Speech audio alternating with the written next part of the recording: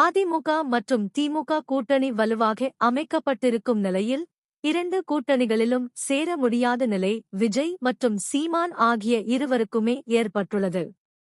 எனவே, தங்களுடைய கருத்து வேறுபாடுகளை மறந்து, விஜய் மற்றும் சீமான் இருவரும் இணைந்து 2026 சட்டமன்ற தேர்தலை சந்திக்க திட்டமிட்டு இருப்பதாகவும், இதற்கான ஆரம்பகட்ட பேச்சுவார்த்தைகள் நடைபெற்று வருவதாகவும் கூறப்படுவது தமிழக அரசியல் வட்டாரத்தில் பரபரப்பை ஏற்படுத்தியுள்ளது. அதிமுகவுடன் கூட்டணி அமைக்கலாம் என்று விஜய் கனவு கண்டிருந்த நிலையில், அதிமுக திடீரென பாஜகவை கூட்டணியில் இணைத்துக் கொண்டதால், விஜய்க்கு தர்ம சங்கடமான நிலைமை ஏற்பட்டது. அதேபோல், அதிமுக மற்றும் திமுக ஆகிய இரண்டு கட்சிகளையும் மாறி மாறி விமர்சனம் செய்த சீமான், அதிமுக கூட்டணியில் இணைவதிலும் நெருடல் ஏற்பட்டுள்ளது.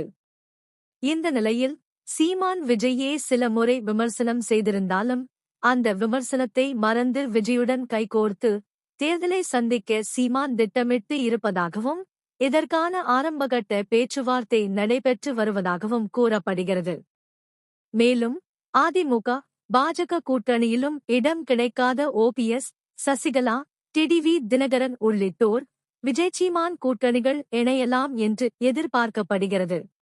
அது மட்டும் இன்றி, கடைசி நேரத்தில் அதிமுக மற்றும் திமுகவிலிருந்து பிரிந்து வரும் கட்சிகள் அல்லது பிரிந்து வரும் அரசியல் பிரமுகர்கள் விஜய் கட்சியில் இணையலாம் என்றும், அதிமுக திமுக இல்லாத மூன்றாவது ஒரு கூட்டணி அமைக்க இருவருமே திட்டமிட்டு வருவதாகவும் கூறப்படுகிறது.